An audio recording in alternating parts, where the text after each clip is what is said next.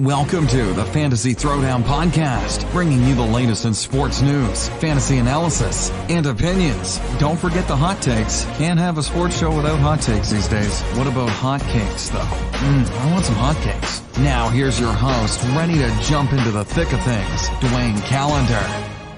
Good morning and welcome to the show, everyone. It is Championship Sunday in the NFL as we've got the AFC title game and the NFC title game, the Packers 49ers. We also have to talk about the triumphant return of Conor McGregor. Obviously, everything that's gone on with baseball, we're probably going to have to put a pin on that for the time being, although MLB looks like it is imploding in on itself, even as the Yankees, I mean, if you want to talk about as powerful a great a week as for someone who didn't do anything, imagine the week you have as the New York Yankees. Both the Astros and Red Sox demonstrating to be known cheaters fire both their managers. The Red Sox had already fired their GM, so Dave Dombrowski couldn't get fired again. But I mean, Jeff Luhnow, the Astros manager, Astros GM, got fired in addition to AJ Hinch. Joey Cora's gone. I mean, it's an absolute mess up and down the sphere for baseball. And that's not even getting into the Mike Trout HGH usage allegations. I mean, baseball's got a lot going on. So we're going to put a pin on that for now. Let's get into it with, let's talk a little bit of UFC 246 last night with the return of the notorious Conor McGregor.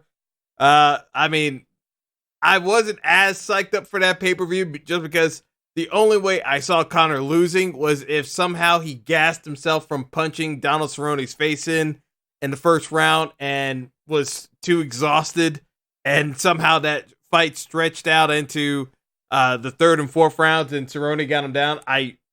Realistically, that was the only way I saw that play happening. Either Conor finishes inside the distance, or Cerrone wins by a decision. That was literally the only two outcomes I really saw out of that fight. And of course, Conor wins in 40 seconds, and basically breaks Cerrone's nose in less than 20 seconds by in the clinch, dipping his shoulder and then smashing it squarely into Cerrone's nose, breaking the bridge of his nose. You can see the entire fight on the ESPN SportsCenter highlight because it didn't last very long. Like I said, it was 40 seconds, and basically 25 seconds of that was Conor McGregor shoulder smashing Cerrone's face in. So there's that entire fight. And not much else to say about it just because of how ridiculously short it was. After the fight, McGregor calls out not Kamaru Usman, the current welterweight champ at 170, not Jorge Masvidal, the bad mother bleeper, you know what? The winner of the BMF belt, who is also a killer at 170, who's been calling out McGregor. Not Justin Gaethje, another big puncher in the welterweight division. No. Conor McGregor calls out, and he didn't even do it by name. He called out Paul, I have the worst nickname in MMA, the Irish Dragon Felder, at the commentary booth by calling it the little at the commentary booth. It's basically, Conor literally called out the safest guy he possibly could have called out at the 170 division. I think that most of this is a setup for Conor and Dana to try one more big money boxing payday with either Floyd or Manny. I really don't think Conor's fighting in the UFC because why would he need to? He already had a dominant win. He kept his name brand alive because there were people questioning after the Khabib fight, is Conor completely done? No, Conor is a stylistic matchup for 98% of MMA fighters. There's just a couple of fighters that Conor doesn't really match up well against. the Diaz brothers, for Nate Diaz, for whatever reason, does not match up well, is a bad matchup for Conor. I think Masvidal is a bad matchup for Conor. I think Gaethje is a god-awful matchup for Conor. As much as Conor likes to brawl, Gaethje would just keep coming forward and try to punch his head off. And Usman, because of his wrestling ability, is a terrible matchup. In addition to Khabib. Colby Covington, also a terrible matchup. But these are the elite of the elite in MMA, which Conor is at. But from a stylistic matchup standpoint, these are the terrible matchups for Conor. So why would you take those fights when you can get a 10 times larger payday with boxing if you can somehow talk? Because there's talk of Floyd being interested in getting one more payday because, hey, they made a ton of money last time around when they did the whole race baiting shtick throughout the previews of is MMA going to take over boxing nonsense that was going around with hyping up that fight. Now, again, for those of you who don't remember my comments about that fight, oh man, it's over a year now. That fight, it's well over a year now. We're approaching the 18-month period.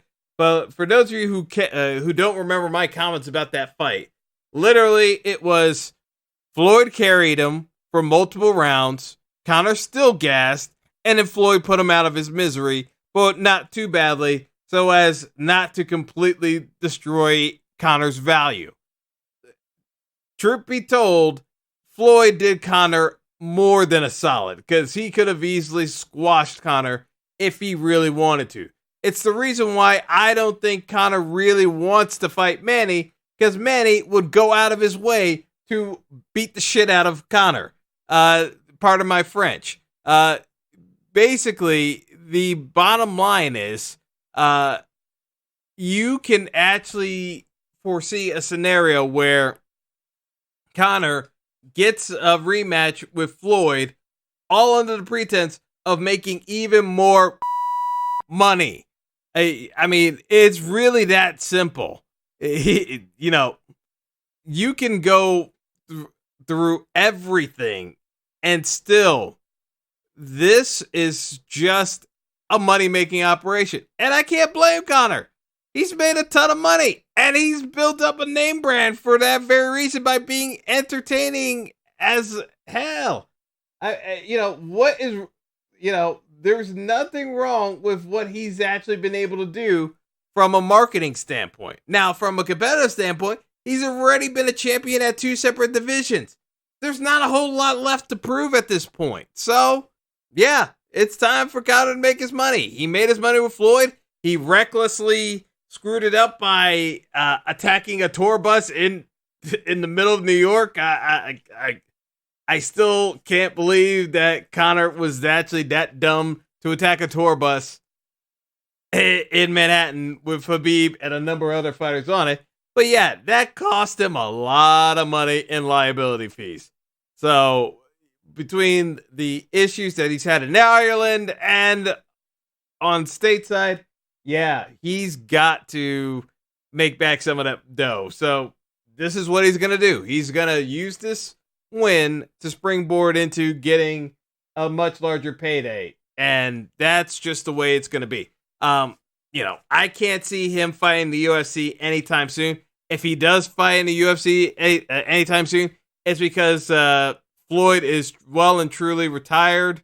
And they really don't want to go down the Manny Pacquiao route because Manny gonna beat that ass. Manny gonna him up. So that's the way I look at it.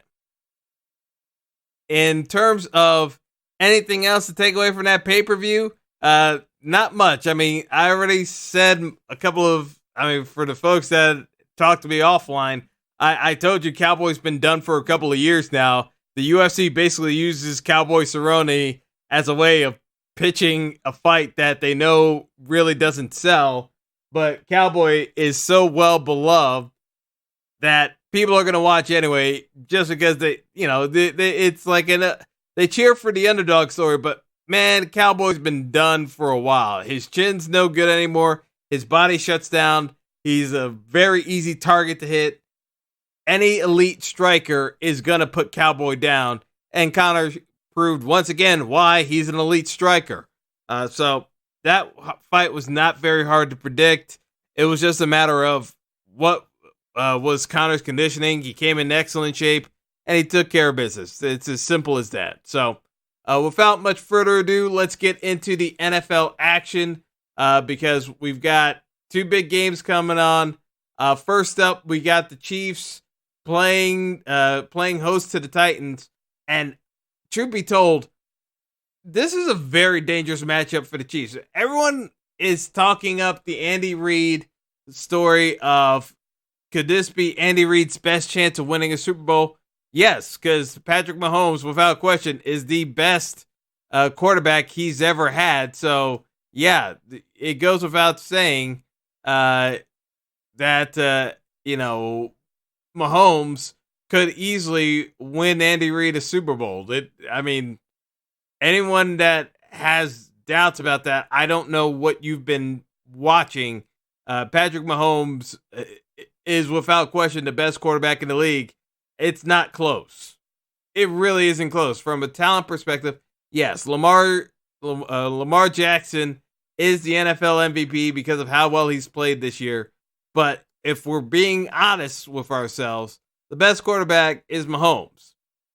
From athleticism, throwing ability, he's the best QB. It starts with him, and I still think it's probably Deshaun number 2. Although I know folks are going to be thinking it's Brady. I'm not gonna knock on Tom Brady whatsoever because as much as the Pats struggled this year, I'm still not gonna put it squarely on Brady's shoulders as to why the Pats struggled. I still think Brady's a top 10 QB. You still have Aaron Rodgers again. Rodgers, different offense this year, different responsibilities. I'm not going to put it on his shoulders as to why the effectiveness wasn't quite there this year. But to me, head and shoulders, it is Mahomes as the number 1 QB in football. And I don't understand how there could possibly be a debate on this one. But so be that as it may, you got the Chiefs as 7.5-point favorites against the Titans. Basically, who are playing smash mouth football all the way through and unapologetic about it. They are going after teams with the run game and trying to see if you can stop it. And so far, no one's been able to do it. I worry about the Chiefs because the Chiefs, by far, are the weakest run defense, period, that the Titans have faced this postseason. Derrick Henry ran for over 150 yards in the first matchup against the Chiefs this year in Week 10. Yes, it was Patrick Mahomes' first game back. Yes, I was surprised that the Titans won that game, but there are a number of other factors involved then, and the Titans were not nearly as effective with their play-action pass game, which I'll get to in a moment, when that game took place. So, from a statistical model, offensively speaking, it depends. From an efficiency standpoint, Tennessee is actually the number one. They're the number 2 offense according to Pro Football Focus, compared to the Chiefs at number 11. Now, again, this is based off of Pro Football Focus. If you go by DVOA, defensive value adjusted average, the Chiefs would be the number 2 offense, and the Titans would be around number 11. It the different statistical analyses done. It depends on the model, so it depends on what you're looking for, particular of how that model is graded out. Me personally, yes, the Chiefs are the better offense, but from an efficiency standpoint and game script standpoint, I kind of lean more towards the Titans in this one. Now, a couple of factors here. Again, the Titans' offensive line, completely healthy. Chiefs, weakest run defense the Titans have faced this postseason. because the Ravens had a better run defense than the Chiefs. Didn't matter. The Pats had a better run defense than the Chiefs, far and away better than the Ravens and the Chiefs. Didn't matter. They still ran it up and down on the Pats. So I expect Derrick Henry, unless his body is too tired, and I can't really see him tapping out. I think he's going to go full tilt. I don't see a scenario where the Chiefs defense can actually stop Tennessee's offense from doing what they want.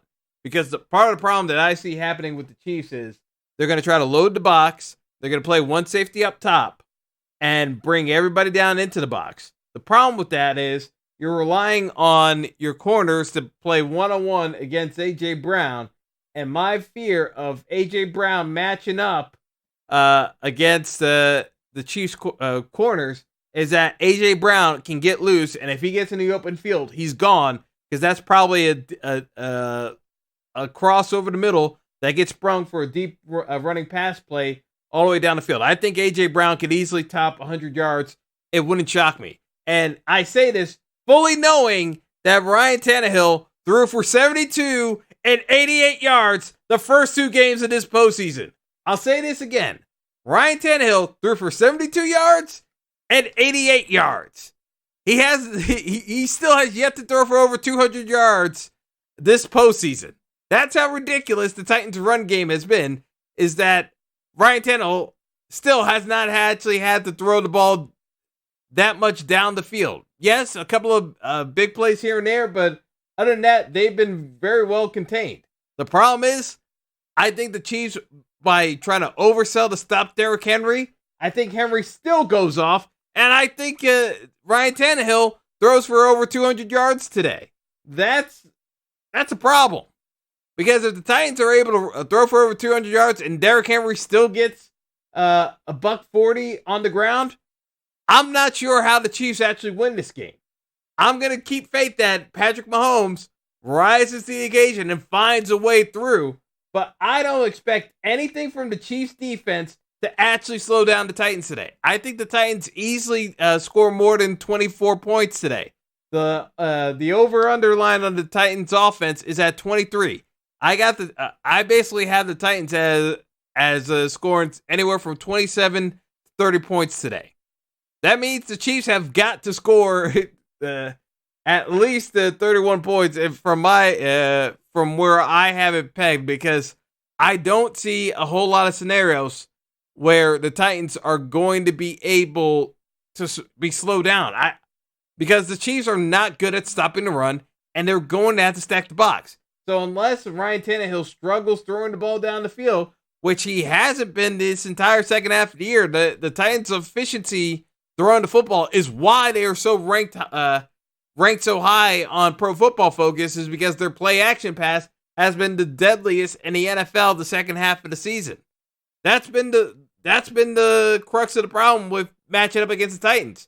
New England ran up against that, where New England was trying to do a couple of things to slow down Derrick Henry, but kept getting caught up with the passing game. So then they started saying, okay, we're going to have to respect the passing game. And then Derrick Henry just kept smashing them in the mouth. Baltimore, once they got burned by a couple of deep pass plays, they started turtling up and saying, okay, we're just going to allow Derrick Henry to run downfield. It's going to be a very tricky situation where the Chiefs are going to, I think they're going to keep stacking that box and just saying Ryan Tannehill's going to throw for over 200 yards to beat us today. And I think he can do it. That's what has me concerned about the Chiefs today. Now, ultimately, what does this all mean? Do I think the Chiefs win this game? Yes. Do I think the Chiefs can cover a 7 or 7.5 point spread? Not exactly. I think the Titans will still cover the point spread. I think the Chiefs win it close. But the things I would look out for are, can the Titans take a couple of cheap points off the Chiefs, whether it's through a careless turnover, penalties, Andy Reid mismanaging the 2-minute drill? Like, at a certain point, can Tennessee manage to skate by with KC misfiring in certain scenarios so that they can get a couple of scenarios where they can manufacture a long touchdown drive and get points on the board, whereas KC doesn't maximize all their scoring opportunities. I think the efficiency game is going to be in favor of the Titans. I think just from a gross overall perspective, KC is still going to be able to put up points against Tennessee's defense because that Titans defense isn't that good, and I think they wear down in the second half playing a third actually technically it'll be 4 consecutive road games because they played on the road in Houston week 17. It's going to be 4 straight road games, 3 consecutive playoff road games. I think that's where the defense starts catching up to them in terms of fatigue, and the Chiefs are able to get more going on offense. But in terms of a DFS perspective, I like Mahomes and I like Tannehill. Like I said, Chiefs are going to stack the box. Do I like Henry as well? Yeah, because I still don't think the Chiefs are going to be able to stop Tennessee from running the football. My whole thing is I think Tannehill is going to have a nice passing game as well. So I would play Tannehill. I would play A.J. Brown. I would play Derrick Henry. And the alternative would be if you play Mahomes, then play him with Tyreek Hill instead of A.J. Brown, obviously. But in terms of other differential makers, like I would say, I'm still looking at roster builds where I'm playing both Travis Kelce and George Kittle. So it depends on what you're looking to do. But from the standpoint of you got to figure out what game script works for you, I think it's a game script where Tennessee stays balanced on offense, scores about 30 points, like 27 to 30 points, and it still comes up on KC's onus to put up more points, and they easily hit the over. The over's at 51. I think this game crushes that over. I think this game ends up going into that 58 to 60 range. To be perfectly honest, I don't see a scenario where this over doesn't hit. If the over does, if it comes in under 51, that means the Titans won this game and they controlled the clock, and KC's offense never got into a great rhythm, and that just became the end of that. I don't see a whole lot of scenario, because even if KC scores a bunch of points, I don't see a scenario where Tennessee doesn't score points as well, running the ball and throwing the ball. I don't see where KC's defense does a tremendous amount to, and it's not like the Titans are an offensive juggernaut. It's just that they're going to be able to put together drives where they're able to run the ball and throw the ball and have balance. I don't see where KC's going to disrupt them a tremendous amount. Now, KC can oversell and try to do everything possible to stop Derrick Henry, but I still think Derrick Henry runs for at least a $140 and a touchdown. I don't see a scenario where Derrick Henry doesn't have a good productive day, so I got to play Derrick Henry today.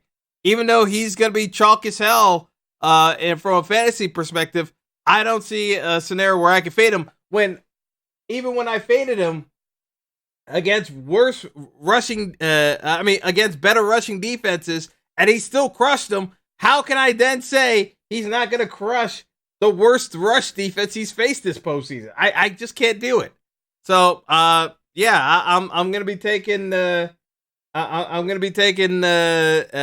Chiefs to win outright, but from a spread perspective, I'm taking the Titans, and I'm gonna be game stacking most of this game. That's just the way I see it. I don't see a whole lot of scenarios of this game going any other direction.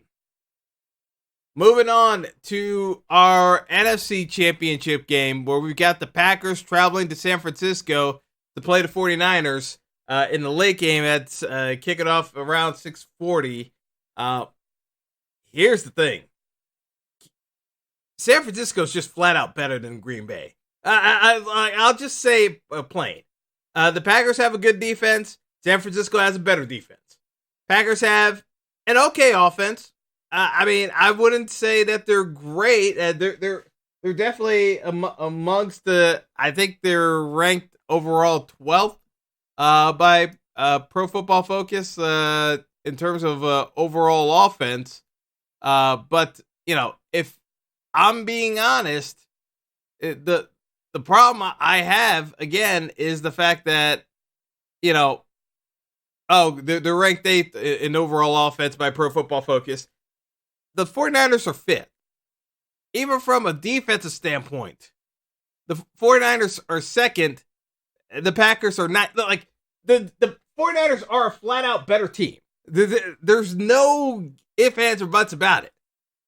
And the only question where you've got a decisive advantage is the fact that you've got Davante Adams at wide receiver for the Packers, and you got Aaron Rodgers at quarterback. Those are the advantages the Packers have. The problem is, Richard Sherman is still Richard Sherman. At a certain point, while I know the Packers are going to do everything they can to keep Davante Adams away from Richard Sherman, at a certain point, Richard Sherman is going to go to Robert Saleh, the defensive coordinator, and say, I want the assignment against Davante Adams. Let me roll over to his side of the field. If Davante Adams does anything remotely active on offense, I just think that it's going to come down to a case of sooner or later, the 49ers are going to make adjustments if Davante Adams starts going off a bit. Because I don't think the Packers can run against this defensive line against the 49ers. It didn't happen when they traveled out to San Fran earlier this year. I don't see a whole lot changing this go-round. Unless the 49ers come into this game thinking that they've got the Super Bowl ticket already punched, I don't see a scenario where they don't shut down the Packers offense yet again. Because what the Packers want to do is run the football and play action. I just think that as far as it goes, this just turns into a scenario where they can easily shut down the Packers offense. I don't see a whole lot of pathways to victory for the Packers here unless they force turnovers on defense and give Aaron Rodgers a short field to work with. They need scenarios where Jimmy G is turning the football over, or they could force some fumbles from either Mostert or Coleman. They need some adversity to happen. They need adversity to happen to the 49ers in order to make something happen. That's what it comes down to. And as far as I can see, they really need something to break in their favor. So that's why this matchup, to me, I think it's fairly straightforward. As it goes down, it's like, I think it's fairly straightforward. The 49ers are an 8-point favorite, 7.5 in some markets. But I don't see a scenario where the 49ers don't cover this, because the problem is that at a 46.5 line, you're telling me that I got to get the Packers to 20 points. I'm not really seeing a whole lot of success for the Packers to get there. It's, to me, it's a big ask. It's a really big ask. I don't see a whole lot, to be honest. I don't see where the Packers generate enough offense to keep this one close. I think the 49ers just get ahead of them. They grind them down in the second half with the run game, and they wear out the Packers defense. I see this playing out very similar to the first game in the regular season. I just can't see where the Packers get much of leverage here outside of the 49ers making turnovers and are being careless with the football. So from my perspective, if you're looking at this from a DFS perspective, the play here would be you can play some George Kittle. You can play either Mostert or Coleman at running back. Or if you want to fade Kittle or fade Kelsey, you can play Kittle at tight end instead of Kelsey. And you can play both Mostert and Coleman and get the bulk of the 49ers offense that way and play 49ers defense. because I don't see Jimmy G throwing for a ton of yards because the 49ers offense is mostly predicated on play action and running the football. And if they get success on the ground, they're not going to air it out later on in the game. They're going to keep running the football. So to me, the play here is, unless somehow Green Bay can turn this into a shootout, and I just don't see that happening, I'm probably going to take I'm probably going to take a pass on the over-under, just because if Green Bay wilts under the pressure of San Francisco, I can also see San Francisco running up a bunch of points on Green Bay too. That's the other problem about the 46.5 line. With it being down at that level, it makes it a little bit trickier, saying that it's that the over or under would hit, because I could see both defenses clamping down, but I just think it's more likely that San Francisco's defense clamps down on Green Bay, and then Green Bay's defense just gasses out in the second half, and then San Francisco puts a big old number on them. I think that's a far more likely scenario happening. But betting outright, I think I just think it's it's just more obvious that I just think it's more obvious that San Francisco dominates this game. I want to say it's going to be a competitive game, but I just don't see where Green Bay is going to be able to take advantage of mismatches against San Francisco. San Francisco's coming into this game almost as healthy as they've been since the beginning of the year, and they're peaking right now, and they're just a better team than the Packers. The Packers are going to need help. Penalties, turnovers, a fluke injury at some point during the game. The Packers are going to need help at some point to get them over the hump, because on their own, they're not good enough to beat the San Francisco team. Flat out. I would even say Tennessee has a better chance of beating San Francisco than Green Bay does, even though the Packers went 13-3 this year. That's how weird this matchup is, because Green Bay isn't exceptional at anything. And yes, I'm going to downplay Aaron Jones, and yes, Aaron Jones feels disrespected this year, but truth be told, he's still not going to strike fear in the hearts of defenses. I'm sorry. He takes advantages of mismatches that teams overlook him, and that's where he does the bulk of his damage. Now, teams key in on Aaron Jones and go out of their way to shut him down. That's just not how it works with Aaron Jones. So, again, that's where I'm seeing these games leaning. So, I'm taking the 49ers money line. I would take 49ers with the spread and laying the points. I would stay away from the over, just because I can see the 49ers blowing out the Packers. So I don't want to take the over-under there, just because that 46.5 line seems a little bit too low, because I think the 49ers can hang a big number on them. So that's all I've got for today. Gave you my DFS picks, so definitely game stack the Titans Chiefs game, because I think that's where the bulk of your points are going to come from. Definitely like Derrick Henry. Fan of playing stacks with Mahomes and Tyreek Hill, Tannehill, and AJ Brown. I'm a fan of those options. And then if you can get some chances to run it back with some other plays, I would say take the San Francisco running back situation, because as I said, I expect the 49ers to take control of this game and run it down the Packers' throats. So expect points from out of the three-headed monster of Breida, Coleman, and Mostert. Most likely it's going to be Mostert and Coleman, but if it gets it into ugly fashion, don't be surprised if you see Matt Breida doing that cleanup work in the fourth quarter and getting a bunch of fantasy points that way. So that will do it for the show today. Enjoy the games, everyone, and we will definitely be talking more sports as we wrap up the NFL season, because as I said, there's a lot of mess going on for baseball, and I can't wait to dive into it, because Man, it's going to be a very weird baseball season this year, given everything that's happened. So that's all for now. Enjoy the games, and until next time.